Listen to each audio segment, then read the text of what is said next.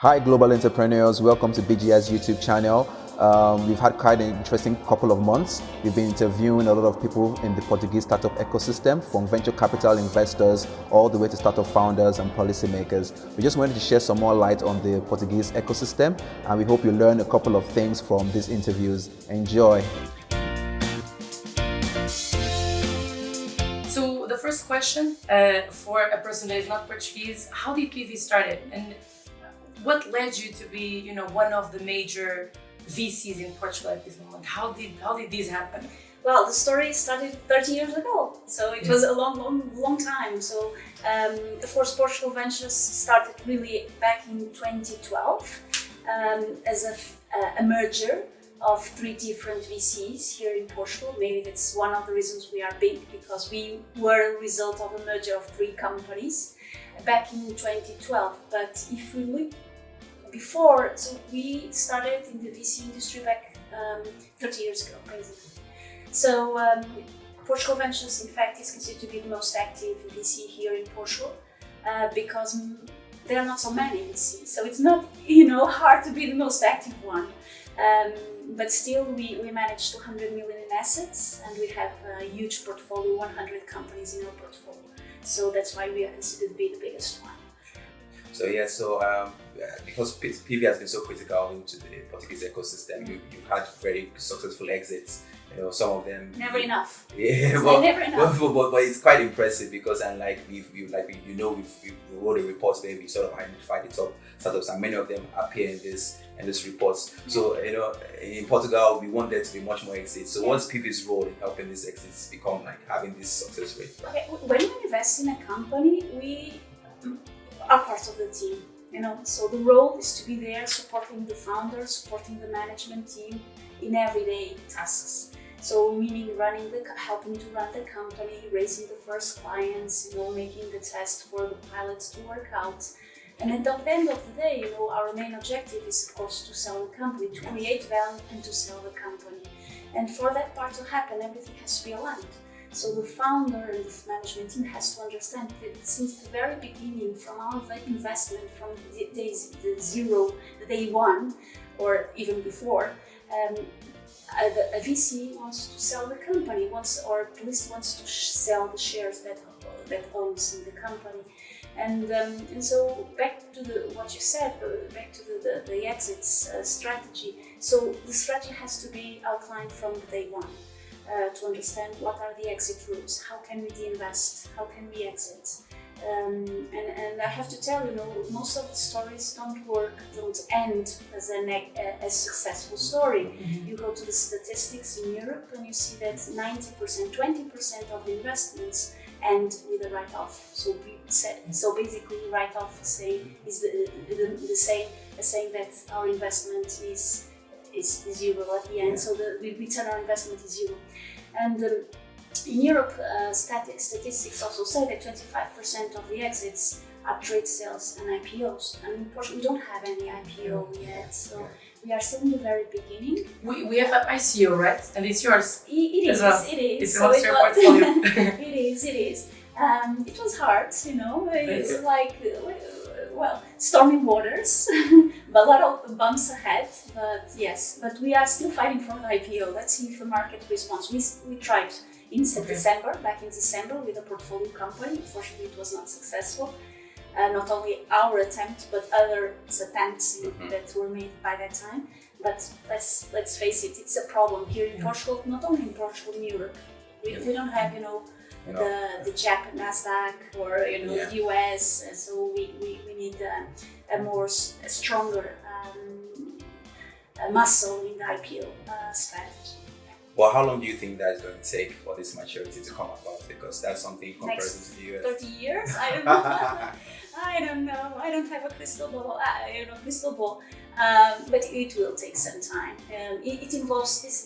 The VC industry is complex. It involves a lot of stakeholders, the public part, the governmental agencies, because maybe you are aware that most of the money that is in this VC hands comes from the EU and the government agencies. So the government, the founders, the VCs, the corporates that at the end will buy the products or service from the startups. So it's a melting pot, a melting pot.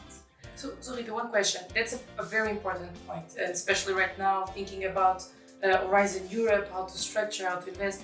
Do you think that it still lacks a lot of private investment for these, or is it about education? Is it? Europeans have always been very risk averse compared to, for instance, Americans, or do you think that there's something else? What for you would be the reason why the privates are still not in Europe, still not investing in risk capital as they are in US, for instance? Do you think there's a reason for that? Yeah, of course. There is always a reason, right? I'm an engineer. I believe in cause effect. It makes no sense to be irrational, So there is a reason. There are many reasons. I would say that first is the mindset. In fact, we are a little bit risk averse, but that's not the problem because we have been improving in that sense. I believe that real problem or real bottleneck or challenge is there are no real incentives to bring new LPs on board. So the companies are not putting money in the funds because the fiscal incentives are not there, or at least they are not enough. We have some, but they are not enough, the fiscal incentives. And so the public incentives are maybe also not enough. So altogether, public sector and private sector, we really should have a strategy on how we can pour money into the ecosystem, bring new LPs. And we have been doing that, but in a kind of not structured way. You know what I'm saying? So we can see a lot of public policy, even in Europe, but we need really muscle. We need everyone to be involved in discovering the solution, the right path. Otherwise, it's not going to be, we are not going there. We are not going to find a way out. So one question that pretty much all investors say that when you go and invest in a company, team is super. Of course, technology is important, but team is the most important.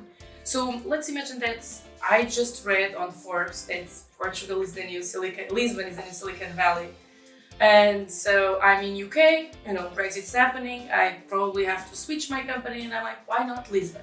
Web Summit is there's VC space growing on, you have a lot of high quality engineers for a very interesting price, a very safe country. All right, so how is the due diligence that the PV would do for a foreigner startup? It's going to be any change from what you do in Portugal? Do you think there's local idiocracies that might change? How would be this due diligence with, let's say, a startup that is interested in Lisbon, wants to create or move in their company here? I think we will take care of that case as any other startup, honestly. Of course, if this is international startup, maybe the cap table is different, or it has different investors that maybe you are not used to them. So I would say that the only thing that we might be different at is, okay, maybe we don't know the investors, and maybe we need to call them and meet them beforehand. If it was a Portuguese startup, I think the probability for us not to know the investors that they've already invested in the startup would be no, because most of the times we know who is in the market.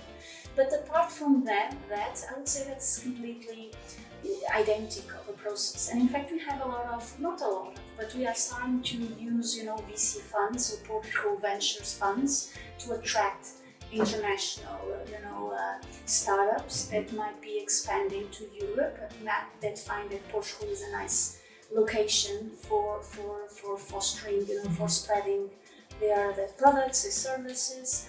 And I think, as you said, we have great advantages when compared to other geographies. So why not, taking advantage of those, characteristics and invest in the startup? So we already have been making that. And that's I think it's a great thing, it's a great thing. And coming as well on that other topic that you were saying, actually you have some of the startups in your portfolio who had other rounds that were non-Portuguese. Yeah. So far, what is your idea, or what do you think about working with other VCs? Do you find them very different of co-investing with a Portuguese other VC or co-investing with foreigners? do you feel like there's a different flow, or that diligence that is made is different, or do you think it's pretty similar? No, I would say that investment process, it's very identical to what we do, but the value added after the investment is completely different, because they do have the contacts. They really open the doors. We also open the doors, but our doors are kind of tiny doors. So, and these guys and the American VCs and the first tier VCs, that's how we call it, they really open the door. So if they invest in a startup and they really believe that product is really suitable for that X company, they will go for it, and they schedule a meeting and they will go for it, and they will open the door. And at the end of the day, the business will come out. And that's the difference. We don't have all the keys yet, to open the doors. And is it common that how does this flow usually goes? I'm a startup, you have invested in me, fortunately. And let's imagine who takes the lead? Is it for the next round? Is it PV that actively also looks for foreign investors, or is the startup? Usually, when the company is in a certain stage and it's very consensual, everybody in the board understands that the next round is coming, so we prepare ourselves. We identify a target list of VCs to knock at the door, and this is a kind of team effort, right? If I have the contacts, I'll open the door. If I don't have the contacts, I will contact someone that will open the door. So it's a kind of a team effort. It's not VC or it's not Portugal Ventures that leads the way. It's not the founder that will lead the way. It's a team effort. We are part of the same team. It's completely different.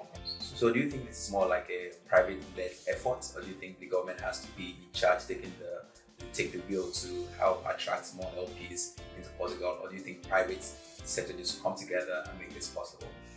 I would be very happy if the privates would come together and make this possible. Unfortunately, it's not like that. We really need public money to match the private money. So basically, that's how it works. And I guess that that currently most of the money that the VC funds have comes from the FAI, so the Investment European Fund, and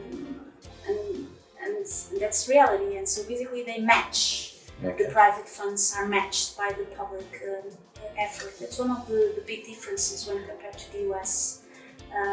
Nowadays, and so the public money is still needed. By the way, the public money is our money, right? So our money is still needed, and maybe in a couple of years it will change, but not for now. It's still too soon. So energy focus are two things. Do you think that for an entrepreneur to be invested by PV, is there any characteristics that you look right away? For entrepreneurs, for the founders, very assertive.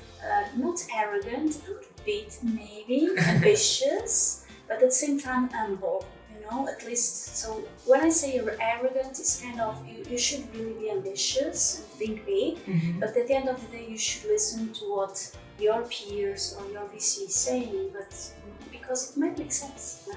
So it's a kind of ability and ambitious, very energy, very focus driven, and a good teammate, because we will belong to the same team. So if you are not used to work in a team, then we will have a problem. So there's a lot of buzz in Portugal right now. The Web Summit, everything's happening. Some people say it's overly optimistic. Some people say it's not so great. So what's your take on that? What side are you on? Are we being overly optimistic, or about the buzz? Honestly, I think we need to be overly optimistic, and we need that. That's something we need. Because the Portuguese were never optimistic about anything. So at least let's be a little bit optimistic. So we need that. We need to be passionate about ourselves. We need to believe in ourselves, and it's important to speak out loud and say that we are great, we are good. Why not saying that? Being not ashamed of what we are. So I think that's a good strategy. Maybe I'm optimistic. It's only a good start for a meeting to to be optimistic. Sounds very interesting. So what's next for PV? What's next for Portugal Ventures? I already mentioned we like very much to embrace the VC industry as a whole, and to give and to have specific funds for pre-seed and seed and growth and lead growth, to give that answer that actually you are not able to give, and the answer matching the needs of the startups that have been invested a couple of years ago and really need Portuguese investors for Series A's and above. And so we need to have specific funds for that. So that's what next for PV in the near future. So I don't know if there's any last things you want to say, because a lot of people maybe want to say something to the entrepreneurs, investors. I don't know if there's any last comment you want. I just want to say, if you have any questions, call me. I'm happy to, one-to-one, maybe it works fine. Rita, thank you Thank you so much for giving us this time. My pleasure. Hopefully it was useful.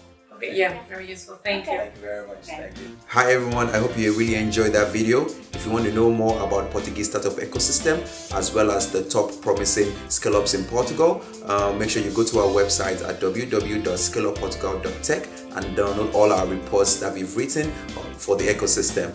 So if you just want to find out about what other activities we do regarding the ecosystem, how we accelerate startups here in Portugal, also make sure you go to www.bgi.pt and send us an email and we'll get back to you. Thank you.